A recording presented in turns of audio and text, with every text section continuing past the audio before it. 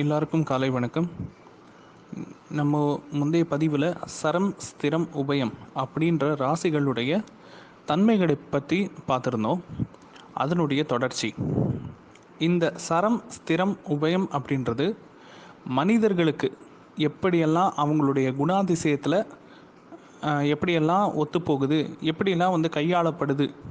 இந்த சரம், ஸ்திரம், உபயம் அப்படின்ற குணாதிசயங்கள் ஜாதகரோடு எப்படி சம்மந்தப்படுது அப்படின்றத பற்றின ஒரு விளக்கத்தை இப்போ நம்ம பார்ப்போம். சரம், ஏற்கனவே சொன்ன மாதிரி சரம் அப்படின்றது எப்போவுமே மாறிக்கிட்டே இருக்கக்கூடியது, எப்போவுமே ஓடிக்கிட்டே இருக்கக்கூடியது, எப்போவுமே வளர்ந்துக்கிட்டே இருக்கக்கூடியது, எப்போவுமே இயங்கிக்கிட்டே இருக்கக்கூடியது. ஸோ அப்போ நம்ம இப்போ இந்த சரம் சம்மந்தப்பட்டவங்க சரராசினா எதெல்லாம் சரராசி? மேஷம், கடகம், துலாம், மகரம், இதெல்லாம் சரராசி. அப்போது இந்த சர லக்னத்தில் பிறந்தவர்கள், ஒன்று சர ராசியில் பிறந்திருந்தாலும் சரி, சர லக்னத்தில் பிறந்திருந்தாலும் சரி. ராசினா நான் எதை வச்சு சொல்கிறேன் அப்படின்னா, ராசி நட்சத்திரம் ராசி. லக்னம் சர லக்னமாக அமைஞ்சாலும் சரி. ராசினா ஒரு 50% பவர்னு எடுத்துக்கலாம். லக்னம்னா 100% சக்தின்னு எடுத்துக்கலாம். ஓகே, சர லக்னத்தை சேர்ந்தவர்கள் மேஷம், கடகம், துலாம் மற்றும் மகரம், இதை லக்னமாக கொண்டவர்கள். அவங்க எப்படி, அவங்களுடைய மனோநிலை எப்படி இருக்குன்னு பார்த்தீங்கன்னா, எப்போ பாரு அவங்களுடைய எண்ண அலைகள் எதையாவது யோசிக்கிட்டே இருக்கும், நிற்காமல் ஓடிக்கிட்டே இருக்கும். இவங்களால் யோசிக்காமல் இருக்க முடியாது. இன்னும் சுருக்கமாக சொல்லணுன்னா, இவங்களால் சும்மா இருக்கவே முடியாது. சும்மா இரு, சொல் அற அப்படின்ற வார்த்தைக்கு எதிரானவர்கள் இந்த 4 லக்னக்காரர்கள், இந்த 4 ராசிக்காரர்கள். மேஷம், கடகம், துலாம், மகரம், இந்த சர ராசி சர லக்னத்தை பற்றி தான் இப்போ பேசிக்கிட்டு இருக்கோம்.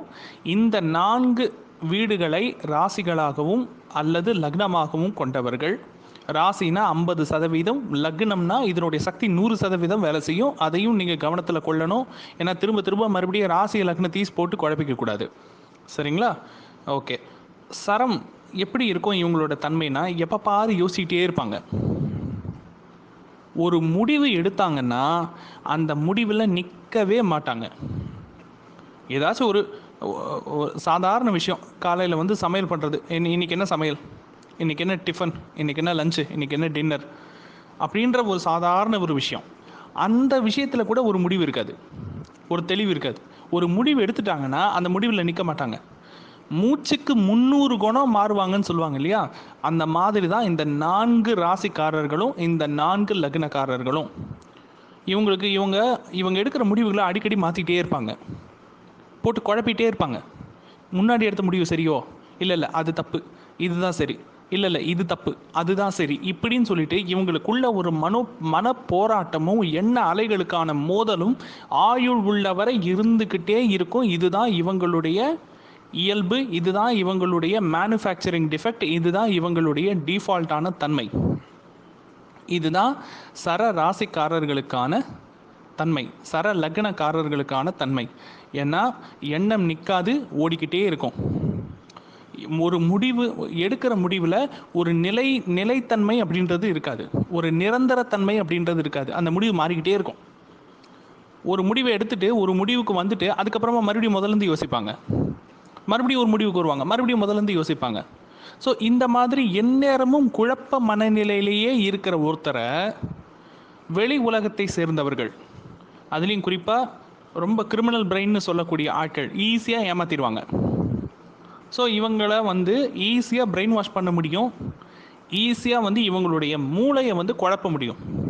மற்ற ராசிக்காரர்களை கம்பேர் பண்ணும் பொழுது, மற்ற லக்னக்காரர்களை ஒப்பிடும் பொழுது, மேஷம், கடகம், துலாம், மகரம், இந்த 4 ராசிக்காரர்களையும் இந்த 4 லக்னக்காரர்களையும் சுலபமாக ஒருவரால் மூளையை குழப்பிவிட முடியும், மூளை சலவை செய்துவிட முடியும், ஏமாற்றிவிட முடியும். ஏன்னா இவங்களுடைய மனம் அமைதியான மனம் கிடையாது, நிலையான சிந்தனையும் கிடையாது, நிலையான மனமும் கிடையாது. எண்ண அலைகள் ஓடிக்கிட்டே இருக்கும். அதுதான் இந்த ராசி, இந்த லக்னத்தினுடைய டிஃபால்ட்டான தன்மை. இது சரம். அப்போது இதனுடைய நல்ல விஷயம்னு நம்ம எப்படி பார்த்துக்கலாம்னா, இதில் இருக்கக்கூடிய அட்வான்டேஜ் என்ன அப்படின்னு பார்த்தோம்னா, இவங்கெல்லாம் எந்நேரமும் ஆக்டிவாகவே இருப்பாங்க. ஆக்டிவ்.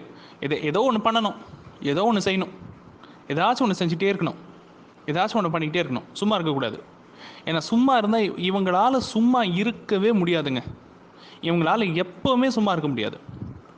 கொஞ்ச நேரம் கூட இவங்களால் சும்மா இருக்க முடியாது. எதையாச்சும் ஒன்று பண்ணிக்கிட்டே இருக்கணும். சும்மா கொஞ்ச நேரம் கூட சும்மாவும் இருக்க முடியாது, கொஞ்ச நேரம் கூட தனியாகவும் இருக்க முடியாது. இவங்களால் ஒன்று பேசிகிட்டு இருக்கணும், இல்லை ஏதாவது பண்ணிகிட்டு இருக்கணும், இல்லை ஏதாவது ஃபிசிக்கல் ஆக்டிவிட்டி, அதாவது உடலுக்கும் அல்லது மூளைக்கும் அல்லது சிந்தனைக்கோ அல்லது உணர்வுக்கோ அல்லது செயலுக்கோ ஏதாவது ஒரு தீனி போட்டுக்கிட்டே இருக்கணும், இல்லை ஏதாச்சும் ஒரு வேலை கிடச்சிக்கிட்டே இருக்கணும். இதுதான் சர ராசி சர லக்னக்காரர்களின் தன்மை. அடுத்து ஸ்திரம். ஸ்திர ராசி ஸ்திர லக்னம்னு அழைக்கப்படுற வீடுகள் 4: ரிஷபம், சிம்மம், விருச்சிகம் மற்றும் கும்பம்.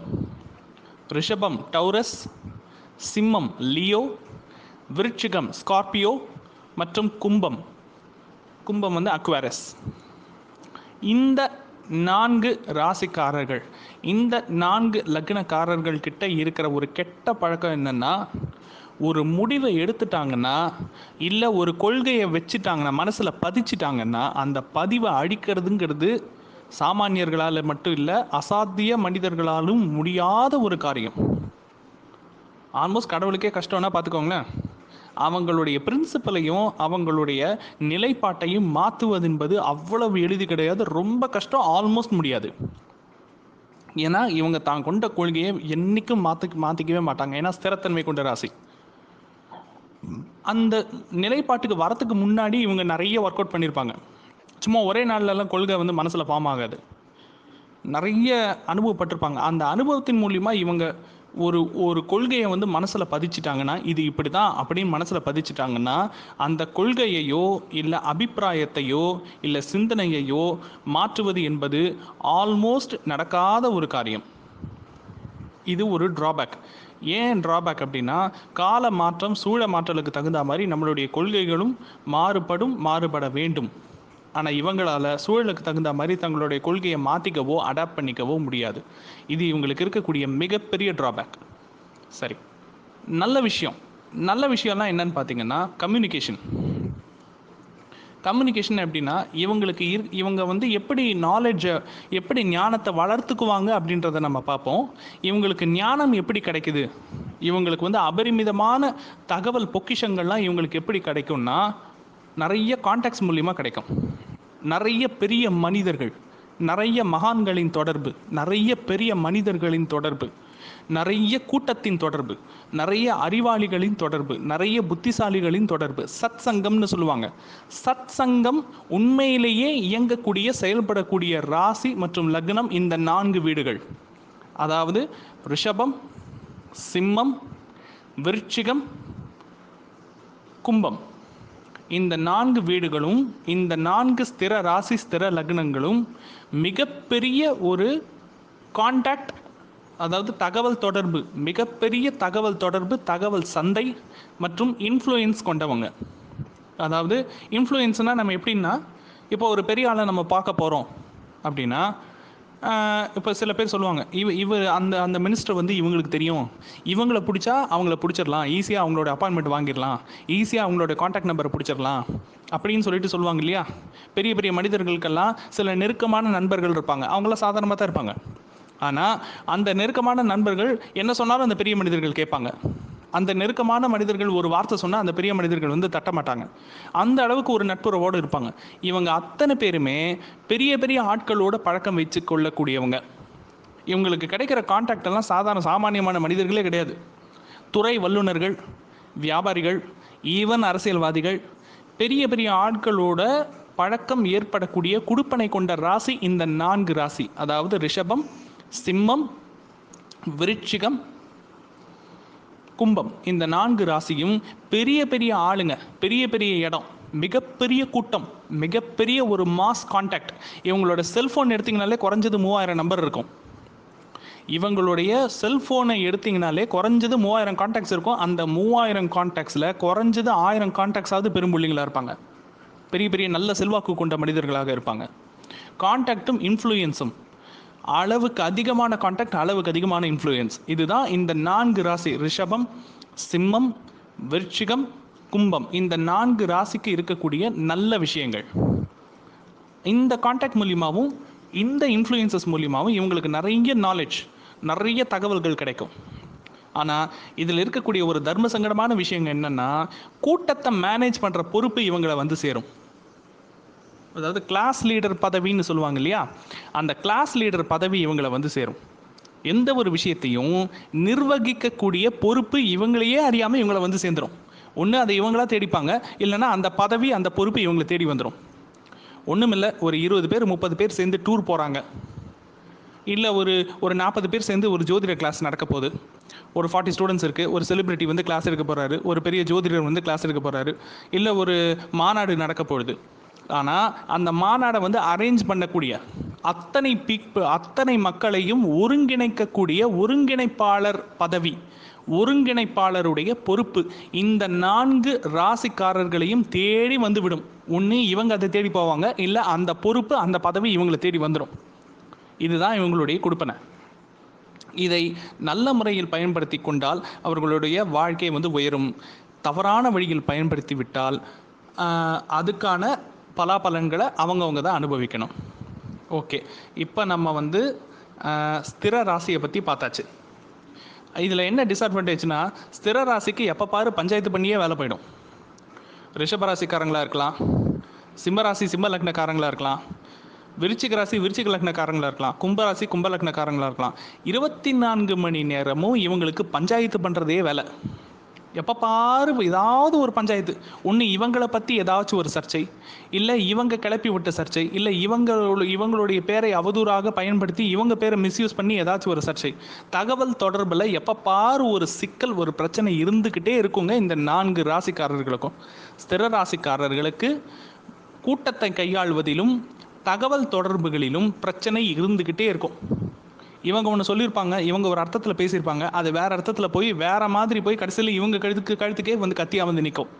இதை எத்தனை பேர் உணர்ந்திருப்பீங்க அப்படின்றது அந்த ராசி அந்த லக்னத்தில் பிறந்தவங்களுக்கு தெரியும். நான் சொல்கிறது அவங்கவுங்களுடைய தனிப்பட்ட அனுபவம், அது அவங்கவுங்களுக்கு தெரியும். சரிங்களா? ஆய்வு செய்து பாருங்கள், நான் சொல்கிறது உங்களுக்கு புரியும். ரிஷபராசி, சிம்ம ராசி, விருச்சிக ராசி, கும்பராசி, ரிஷப லக்னம், சிம்ம லக்னம், விருச்சிக லக்னம், கும்ப லக்னம், இந்த 4 பேரும் மிகப்பெரிய தகவல் தொடர்பு, கான்டாக்ட் அண்ட் இன்ஃப்ளூயன்ஸ் கொண்ட ஆட்கள். அதே போல் அடிக்கடி பஞ்சாயத்தை சந்திக்கிற ஆட்கள். தகவல் தொடர்பு மூலியமாக ஏதாச்சும் ஒரு சிக்கல், ஏதாச்சும் ஒரு பிரச்சனை, காசிப்பு, புறங்கூறுறது, இது சம்மந்தப்பட்ட ஏதாச்சும் ஒரு பஞ்சாயத்தை அவங்க சந்திச்சுக்கிட்டே இருப்பாங்க. அடுத்து நம்ம உபய ராசியை பற்றி பார்ப்போம். இப்போ இன்னும் கொஞ்ச நேரத்தில் உபய ராசி பற்றின தகவல்களை நான் பதிவிட போகிறேன், அதை பற்றி பேச போகிறேன். பார்ப்போம். நன்றி.